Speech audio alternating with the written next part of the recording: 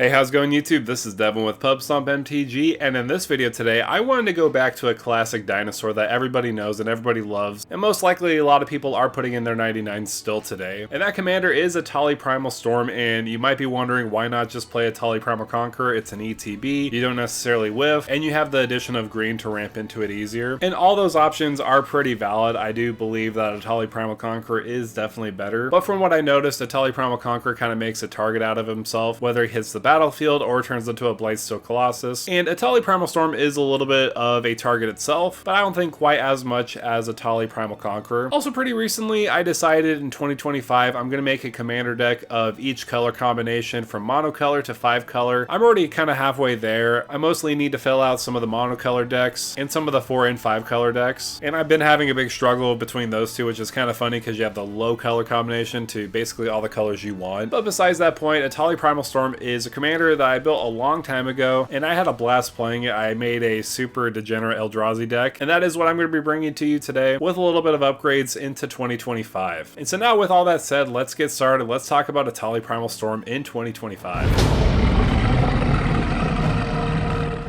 Before even going into the deck, there are so many different variants of Etali Primal Storm. There is the base version, there is the old border version, the cereal box version, the Tyrannosaurus Rex version, which weirdly is a T-Rex instead of a Spinosaurus, but I guess it has the dinosaur type, so it's not that big of a deal. And then there is the new borderless Etali Primal Storm art. I personally like the Tyrannosaurus Rex art because I'm a big sucker for Jurassic Park, but whichever one suits your fancy, definitely go for it. So in this first section of the video, I wanted to focus on the essentials of the deck. Of course, you need to ramp into Etali Primal Storm. There are a couple ways of doing that in red. It is a little harder compared to green. However, there is plenty of artifact ramp that you could choose from. I'm not going to go necessarily over every single piece. In the description below, I do have a deck list for you to go check it out if you want to go see the artifact ramp, but I will name a couple up here with Ruby Medallion. This is an excellent choice because we are in mono red colors. About 90% of our cards that we're casting are going to be red colored, and some other ones are going to be colorless. So in the end, this is a great utility piece to basically cost reduce our red spells. Typically, I don't gravitate towards mana rocks that are 3 CMC or higher, but Curse Mirror is an absolute blast in this deck. It's basically a clone effect until end of turn, and it does gain haste. So if somebody has a big, giant, scary threat, you could just copy it on the battlefield. And diving more into those big mana rocks like Throne of Eldraine or even Scepter of Eternal Glory, these are each equally important. These are a little too high in their mana cost, but I think they're worth it, especially in monocolored decks without green. Throne of Eldraine is fantastic because you choose red and add 4 mana of the chosen color. Obviously, you're spending it on monocolored spells of that color, which is completely okay because that's what we're doing. But not only that, it acts as card draw, which we desperately need in red for that last ability. Scepter of Eternal Glory is also another excellent choice because most likely we're just going to have a lot of mountains on the battlefield, and we could tap for 3 mana instead of 1 mana. Besides artifact ramp, we do have some rituals that we could take advantage of too in this deck. Most notably, Seething Song is a great choice. For 3 mana, you're just adding for 5 mana. Mana Geyser can be another excellent choice too. Add a red mana for each tapped land your opponents control. Most likely you're going to get like 15 to 20 mana depending on how late you are in the game. But one of my personal favorites is Jessica as well. This is easily one of the best rituals because it also acts as card draw in red. Most likely you are going to be using this for the ritual side so that you can power out Etali that way. But if you have Etali out, you can just choose both and get some extra card value. And because Etali does have an attack trigger, we need to give him haste basically immediately. So that way we can get that value of getting 4 cards from the top of everybody's library. So some easier includes would be like Swiftfoot Boots and Lightning Greaves. These act as haste, but also in a way of protecting our commander because a lot of people are going to try to target Etali right away, so we need to ensure that it does have protection. Another option I personally like is Rising of the Day. They basically power crept Fervor out of the format with this card at least because creatures you control have haste and legendary creatures you control get +1/+0. So basically Etali will be a 7/6 attacking and swinging immediately with that haste. And one of the most severely underrated haste outlets has to be Urabrask the Hidden. I know it costs 5 mana and maybe that's why not a lot of people steer towards it. However, it is insanely good still today. Of course, creatures you control have haste, but most importantly, creatures your opponents control enter the battlefield tapped. This could be extremely deadly for our opponents for many reasons, but simply because there are creatures enter the battlefield tapped, and our Etali can swing right away, and most likely is not going to be contested by any blocking creatures because they're just entering the battlefield tapped. So seriously, check out Urabrask the Hidden. It's still so good today, even in 2025. But why stop there at 1 attack trigger when you can get multiple attack triggers in a single turn with extra combats. This is a perfect way to basically close out the game and cast a lot of free spells off of your opponent's library and your own library. A lot of the extra combat spells won't necessarily work with Etali's attack trigger because you're casting it on the stack and you're already in combat. The only thing that actually works with that is Savage Beating, which is obviously going to be in the deck. However, extra combats can be cast from your hand still and be used with Etali Primal Storm so that you can get multiple triggers during a turn. World at War is a great one because after this first combat main phase, this turn there's an additional combat phase following by additional main phase. At the beginning of combat, untap all creatures that attacked this turn, and it does have the rebound effect, which is perfect. At the beginning of our next upkeep, we could cast it from exile and get the additional combat that way. Another excellent choice would be the Great Train Heist because of the spree abilities. You could get that additional combat with the first mode. You could buff up your creatures and give them first strike with that second mode. And with that last mode, we could get additional value by getting a treasure token. However, this list would not be complete without Seize the Day. This is one of my favorite extra combat spells, mainly because of the Secret Lair art with Frank Frazetta. I think it looks absolutely perfect and definitely one that I put in multiple of my decks that have combat triggers or attack triggers. But what really sets this apart is the fact that it does have flashback, so you could use this once and then cast it again and use it additionally to get basically 2 extra combats in one turn if you do have the 7 mana. Obviously it's only untapping one target creature, but you're going to be obviously untapping Etali, so this is just another great fit just to get the more extra combats. I will say I did go a little bit more degenerate in this list. There is a way to get infinite combats with Aggravated Assault and Neheb the Eternal. Back over the summer they basically changed how combats worked, and so for a little bit Neheb and Aggravated Assault actually didn't work with each other, but because of player outcry they changed it back and errated it so that Neheb and Aggravated Assault work together to get infinite combats. Yeah, that was a very interesting time for sure, but glad it's back because I love Neheb and Aggravated Assault together, especially when we have Etali Primal Storm essentially casting everybody's entire deck. Speaking of casting, we want to make sure that we have really good stuff in our deck. We don't want to just rely on our opponent's deck to have some really good cards. We need to put some insane game enders in our deck too. Because it is a dinosaur, I love Flaming Tyrannosaurus. This is not necessarily a complete game changer, but whenever you cast a spell from anywhere other than your hand, Flaming Tyrannosaurus deals 3 damage to any target, then put a +1/+1 counter on Flaming Tyrannosaurus. Also, when it does die, it deals damage equal to its power to each opponent. So what makes this card extra deadly is the fact that we're casting essentially 4 things off the top of our opponent's library, unless we lift on a land here and there. But at max, we're casting 4 things, so we're essentially flinging around 12 damage and putting 4 1/1 counters on Flaming Tyrannosaurus at most each combat. And if somebody does have the guts to kill Flaming Tyrannosaurus, well, that could be spelling good game for some opponents depending on what their life total is at that point. So definitely one to consider for yourself. I also find Keeper of Secrets very powerful in this deck because whenever you cast a spell from anywhere other than your hand, it deals damage equal to that spell's mana value to target opponent. So if somehow we have an Eldrazi on top of our library and it has like 12 CMC, well, we could just throw 12 damage at somebody's face. And of course, when we were swinging with Etali, we have 3 different other chances of doing that too. And depending on the CMC, the more damage we could fling around. Speaking of Eldrazi, why not throw in the biggest and baddest of all the Eldrazi, like the Eldrazi Titans? Ulamog, all 3 versions are a great fit in here because it acts as removal, and Ulamog the Defiler from this past year is extremely deadly. Each of them have great cast triggers and really powerful attack triggers because of course Annihilator with extra combats is going to be quite insane. The same can be applied for Kozilek. Each of these are pretty good because they essentially give us card draw, and the other 2 versions of Emrakul basically being an insurrection effect with the newest version, and gaining control of someone's turn is a little bit too degenerate, but of course we're playing a very degenerate deck, so it works out in our favor. So I know I briefly touched on the Eldrazi. Obviously they are very powerful and well known. I just wanted to focus on them a little bit because of course they synergize so well with our commander because we could cheat them out, and with all the extra combats we could get their attack triggers and really lay waste to our opponents. So now with all that said, that is going to do it for me, guys. Thank you guys so much for coming by and watching this deck tech around Etali Primal Storm. This is a classic, but still I think it's very powerful in 2025. Let me know down below in the comments, what do you think? What other cards work so well with Etali? Of course this is a pretty old commander and there's a lot of great synergies with this commander itself. So again, I'd love to hear your thoughts. Also, if you can, make sure to check out my Patreon link down below in the description to see which benefits work out best for you if you want to support the channel a little bit further. And if you are looking for any of these cards today, make sure to check out my TCG Player affiliate link down below in the description too. And now with all that said, make sure to like, share, and subscribe to the channel. And with that out of the way, thank you for stomping by.